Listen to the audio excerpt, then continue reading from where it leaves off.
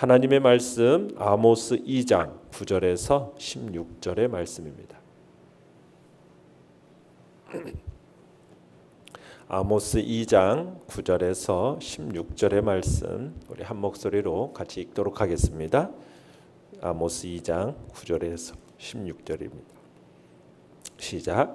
내가 아모리 사람을 그들 앞에서 멸하였나니 그 키는 백향목 높이와 같고 강하기는 상수리 나무 같으나 내가 그 위의 열매와 그 아래의 뿌리를 진멸하였느니라.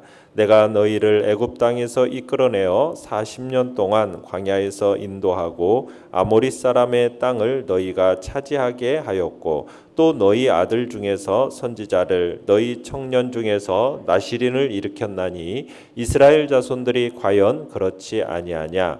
이는 여호와의 말씀이니라. 그러나 너희가 나실 사람으로 포도주를 마시게 하며 또 선지자에게 명령하여 예언하지 말라 하였느니라. 보라, 곡식단을 가득히 실은 수레가 흙을 누름같이 내가 너희를 누르리니 빨리 다름박질하는 자도 도망할 수 없으며 강한 자도 자기 힘을 낼 수 없으며 용사도 자기 목숨을 구할 수 없으며 활을 가진 자도 설 수 없으며 발이 빠른 자도 피할 수 없으며 말 타는 자도 자기 목숨을 구할 수 없고 용사 가운데 그 마음이 굳센 자도 그날에는 벌거벗고 도망하리라. 여호와의 말씀이니라. 아멘. 오늘 말씀의 제목은 영적 지도자들을 타락시킨 죄라는 제목으로 말씀을 나눕니다. 지금 우리는 6절부터 북이스라엘에 대한 심판을 살펴보면서 심판의 원인이 두 가지로 나누어진다라는 것을 우리가 보게 됩니다. 어제 봤던 말씀은 첫 번째는 사회적 불의입니다. 그리고 오늘 보는 이야기는 두 번째는 종교적 불의입니다. 그러니까 북이스라엘에 대한 심판의 원인이 두 가지나 제시된다라는 것은 그만큼 북이스라엘이 도덕적으로 종교적으로 모두 극심하게 타락했다라는 거예요. 그래서 더 이상은 하나님의 심판이 미루어질 수 없는 상황에 이르렀음을 보여주고 있는 겁니다. 그래서 이처럼 심판의 원인을 제시한 이후에 이제 우리가 13절 이하에서는 북이스라엘에게 내려질 철저하며 불가피한 그런 심판 집행의 양상을 이렇게 경고하고 있는 것입니다. 내용 관찰 문제 1번입니다. 여호와께서 이스라엘을 위해 어떻게 행하셨고 이스라엘은 그에 어떻게 반응했습니까? 자, 9절로 11절을 우리 같이 다시 한번 읽어보겠습니다. 시작. 내가 아모리 사람을 그들 앞에서 멸하였나니 그 키는 백향목 높이와 같고 강하기는 상수리 나무 같으나 내가 그 위의 열매와 그 아래의 뿌리를 진멸하였느니라. 내가 너희를 애굽 땅에서 이끌어내어 40년 동안 광야에서 인도하고 아모리 사람의 땅을 너희가 차지하게 하였고 또 너희 아들 중에서 선지자를 너희 청년 중에서 나시린을 일으켰나니 이스라엘 자손들아 과연 그렇지 아니하냐. 이는 여호와의 말씀이니라. 자, 우리가 어제 6절로 8절에서는 북이스라엘의 어떻게 보면은 무자비한 모습을 보여줬어요. 그런데 그 무자비함과 대조되어서 오늘은 하나님께서 이스라엘에게 은혜와 자비를 베푸신 것을 보여주고 있는 겁니다. 그러니까 이스라엘을 향한 하나님의 그 자비로운 행위, 그 자비로운 행위가 어디까지 거슬러 올라가고 있습니까? 이스라엘의 출애굽 당시까지로 거슬러 올라가고 있죠. 그들이 광야 40년 생활 동안 하나님은 아무것도 없는 그 광야에서 어떻게 해주셨습니까? 그들을 먹이셨죠, 입히셨죠. 또 낮에 해와 밤에 그 추위로부터 더위로부터 하나님께서 보호해 주셨고 각종 짐승과 도적들로부터 그들을 안전하게 보호해 주셨어요. 뿐만 아니라 그 키가 백향목 높이와 같고 또 그 장대하고 또 강하기는 상수리 나무 같은 이 아모리 사람들, 가나안 족속들, 그들을 그 땅에서 몰아내 가지고 그 땅을 이스라엘 백성들에게 기업으로 삼게 하셨어요. 그러니까 또 그들 가운데 하나님께서는 어떤 사람을 일으켜 주셨습니까? 나시린과 선지자들을 일으켜 주셨죠. 그래서 그들을 바른 길로 인도하게끔 하셨습니다. 그러니까 결국 이스라엘이 이렇게 된 것은 전적으로 하나님의 은혜요, 하나님의 자비의 결과라는 것을 말씀하고 있는 거예요. 그런데 이스라엘 백성들이 이 사실을 잊고 있었다라는 거죠. 그러니까 본문에서 이렇게 이스라엘에게 하나님의 그 자비, 베푸신 자비를 상기시킨 다음에 뭐라고 끝에 얘기하고 있어요. 11절에 이스라엘 자손들아 과연 그렇지 아니하냐. 이건 반문하는 거죠. 그러니까 과거와 현재의 모든 것이 하나님의 자비와 하나님의 은혜의 결과물인데 이것을 지금 뭐하고 있다는 거예요. 망각하고 있다는 거예요. 자신들이 현재 상태에 이르기까지 아무것도 한 것이 없는데 그들은 그 모든 것이 마치 자신들의 능력과 자신들의 노력의 산물인 것처럼 여기면서 하나님의 은혜와 자비를 잊어버리고 있는 그런 죄에 대해서 이제 얘기를 하시는 겁니다. 내용과 문제 2번입니다. 여호와께서는 죄를 범한 이스라엘을 어떻게 벌한다고 하십니까? 자, 13절에서 16절을 다시 한번 읽어봅니다. 시작. 보라, 곡식단을 가득히 실은 수레가 흙을 누름같이 내가 너희를 누르리니 빨리 다름박질하는 자도 도망할 수 없으며 강한 자도 자기 힘을 낼 수 없으며 용사도 자기 목숨을 구할 수 없으며 활을 가진 자도 설 수 없으며 빠른 자도 피할 수 없으며 말 타는 자도 자기 목숨을 구할 수 없고 용사 가운데 그 마음이 굳센 자도 그날에는 벌거벗고 도망하리라. 여호와의 말씀이니라. 자, 여호와 이런 이스라엘의 죄악을 하나님은 지나치지 않으시고 어떻게 하시겠다는 겁니까? 준엄하게 심판하시겠다. 준엄하게 벌을 내리시겠다. 지금 그렇게 얘기를 하고 있어요. 자, 당시 북이스라엘 사회에서는 수레가 짐을 가득히 실은 채로 이동하는 장면들이 어디에서나 흔히 볼 수 있는 광경이었다고 그래요. 그렇게 많은 짐을 실은 수레 어떻습니까? 삐걱삐걱거리면서 소리를 내면서 이렇게 가겠죠. 그러니까 하나님께서는 지금 삐걱거리면서 소리를 내는 그 수레를 통해서 지금 무엇을 비유하고 계시는 거예요? 심판의 고통 중에 있는 북이스라엘의 미래의 모습을 비유하고 있는 겁니다. 무거운 짐이라는 어떤 시각적인 이미지를 통해서 심판의 양이 엄청나게 무척 많을 것이라는 것을 강조하고 있고 또 이 수레의 삐걱거리는 어떤 청각적인 이미지를 통해서 심판의 강도가 매우 높을 거라는 사실을 강조하고 있는 거예요. 자, 그러면서 보는 것이 14절에서는 빨리 다름박질하는 자도 뭐 할 수 없다? 도망갈 수 없다. 도망가려고 빨리 움직이는데 도망갈 수가 없다라는 거예요. 심판을 당한 사람들이 목숨을 구하기 위해서 도망하기도 전에 그들이 심판을 어떻게 보면 피해 숨으려고 하는 장소들이 이미 다 파괴되어져 버렸다라는 거예요. 그러면서 계속 보는 것은 뭐예요? 인간이 아무리 강한 자, 그러니까 강한 힘과 의지가 있다 할지라도 자기 힘을 낼 수가 없다. 뭐예요? 아무리 하나님 앞에서 그런 자는 뭐와 같다는 거예요? 바람 앞에 등잔불과 같다라는 거예요. 강한 자들, 용사들 다 하나님의 심판 앞에서는 어떻다? 다 무기력하고 하나님의 그 심판에 대해서 한가할 수도 견뎌낼 수도 없음을 지금 보여주고 있는 겁니다. 자, 그리고 15절에서 활을 가진 자도 설 수 없다. 이 표현은 뭐냐면 고대 근동전쟁에서 활을 쏘는 궁수들은 보통 어디에 있습니까? 전투 대열에서 후방에 있어요. 그래서 먼 거리에 있는 적들을 향해서 활을 날려서 전투의 기선을 제압하는 게 궁수의 역할이거든요.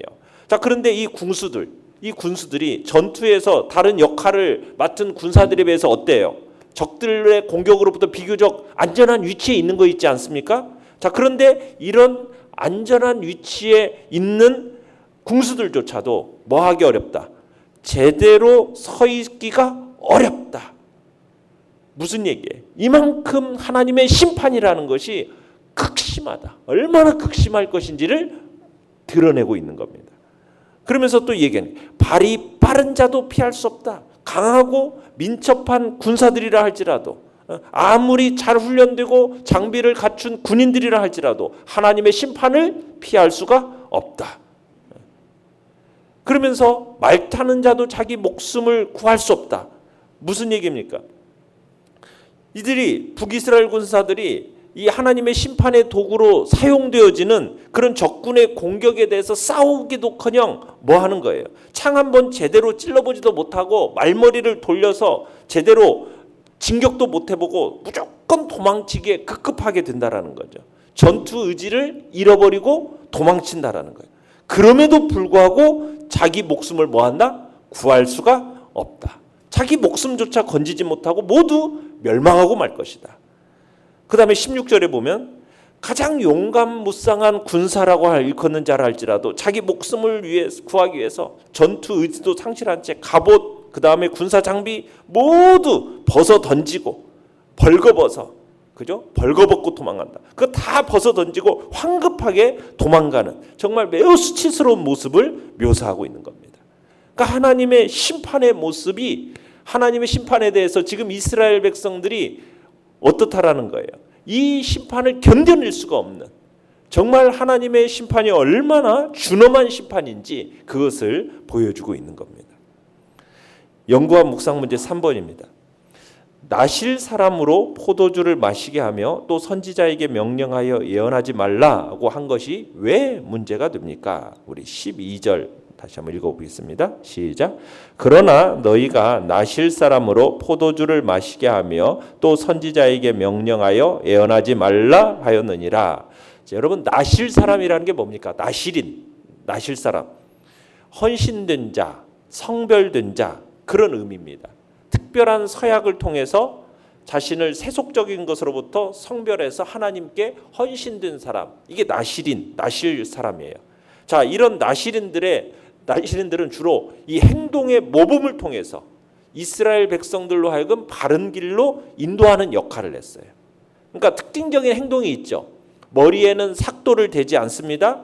포도주와 독주를 금합니다. 부정한 것은 만지지도 먹지도 않습니다. 자, 이런 행동을 통해서 모범을 보여주는 거예요. 그런 모범을 통해서 이 백성들을 하여금 바른 길로 인도하는 역할이 나실인의 역할이에요. 자, 그에 반해서 선지자는 어떤 역할이에요? 하나님의 메시지를 선포함으로써 백성들을 바른 길로 인도하는 사람이 선지자예요. 그러니까 하나님께서는 이스라엘 가운데 선지자도 세우시고 나실인도 세우셔서 그들로 하여금 어떻게 하는 거예요? 선지자들에게는 하나님의 말씀을 선포하심으로써 이스라엘 백성들이, 하나님의 백성들이 어긋난 길, 죄악길 이런 데로 치닫는 것을 어떻게 하는 겁니까? 방지하는 거죠. 만약 그들에게 마땅히 지켜야 할 하나님의 율법의 말씀을 선포함으로써 만약 그들이 잘못된 길로 있다면 떠나 있다, 책망하고, 그죠? 그래서 하나님의 백성다운 삶을 살도록 인도하는 역할을 하는 것이 바로 선지자의 역할인 거예요. 그러니까 나실인들은 자신들의 행동을 통해서, 모범적인 모습을 통해서 이스라엘 백성들로 하여금 어떤 삶을 살아야 될지, 선지자는 하나님의 메시지를 선포함으로써 이스라엘 백성들이 가야 할 길을 보여주고 잘못됐을 때는 책망하면서 올바른 길로 가도록 하는 것이 이런 나실인과 선지자의 모습들이에요. 그런데 북이스라엘 백성들이 이 나실인과 지금 선지자들을 어떻게 했다라는 거예요. 나실 사람에게는 어떻게 했다? 포도주를 마시게 했다라는 거예요. 왜? 원래는 뭐하지 않겠다고 한 사람인데 포도주와 독주를 마시지 않음으로써 자신들을 세속적인 것으로부터 이렇게 분리된 사람인데, 성별된, 헌신된 사람인데 포도주를 마시게 한다라는 거예요. 선지자들에게 대해서요. 하나님의 메시지, 예언을 선포하지 못하게 한다는 거예요. 그러니까 나실인에게 포도주를 마시겠다라는 건 뭐예요? 나실인의 서약을 파기시켜버리는 거죠. 나실인들의 어떤 모범적인 행동을 통해서 악을 행함에 어떤 양심의 가책을 받으니까 그 양심의 가책조차도 그 사람 보는 것이 어때요? 싫은 거예요. 그러니까 그들을 서약을 파기시켜버리는 거예요. 선지자들은 막 직접적으로 책망하고 경고하니까 그게 듣기 싫은 거예요. 뭐 하는 거예요? 너희들 예언하지 말라 한다라는 거예요. 그러니까 지금 타락한 북이스라엘 백성들이 자신들의 어떤 양심의 어떤 책망, 선지자의 책망 이런 걸 듣기 싫으니까, 그래서 자기들이 이제 고삐 풀린 망아지처럼 자기 마음대로 행하고 싶으니까 나시린들의 그 삶을 통해 보여주는 그 의로운 증거, 선지자들의 그 입술로 직접 선포되어지는 그 말씀, 그걸 다 거부해버렸다라는 그런 의미인 거예요. 그러니 1차적으로는 양심에 찔림을 주는 나시린들, 선지자들, 이들이 눈앞에 보이지 않으니까 이제는 마음이 어때요? 마음 편히 놓고 악을 자행하는 거죠. 그게 일시적으로는 죄를 지으면서도 불편한 감정, 거리낌 이게 없으니까 마음은 편하긴 하겠죠. 그러면서 태평하다고 생각하겠죠. 그건 마치 뭐와 같은 거예요? 손바닥으로 해를 가리는 것 같은 거예요. 양심을 무디게 만드는 거죠. 그들의 행동과 삶은 어떻게 될 겁니까? 더욱더 커다란 죄악으로 치닫게 되는 것이고, 그러한 행태는 결국 하나님이 주시는 용서와 회개의 기회와 회복의 기회를 무산시켜버리는 결과를 초래하고 말게 되는 거죠. 결국은 돌이킬 수 없는 파멸의 자리로 이르게 되고 마는 것입니다. 자, 느낀 점 4번입니다. 여호와의 크신 은혜를 잊고 여호와의 말씀에 귀 기울이지 않는 이스라엘의 모습에서 무엇을 느낍니까? 자, 하나님의 은혜로 말미암아 이스라엘은 노예에서 자유인이 되었습니다. 공공하고 고통스러운 삶의 자리에서 나와서 이제 형통한 삶의 자리로 나아갈 수 있게 됐어요. 이 모든 게 뭐예요? 하나님의 은혜죠. 하나님의 자비하심과 긍휼하심의 결과죠. 그러면 그 하나님의 은혜를 바로 헤아리고 감사한다면 어떤 삶을 살게 되어 있어요? 하나님을 경외하는 삶을 사는 것이 그렇게 살게 되어 있죠. 마땅한 거죠.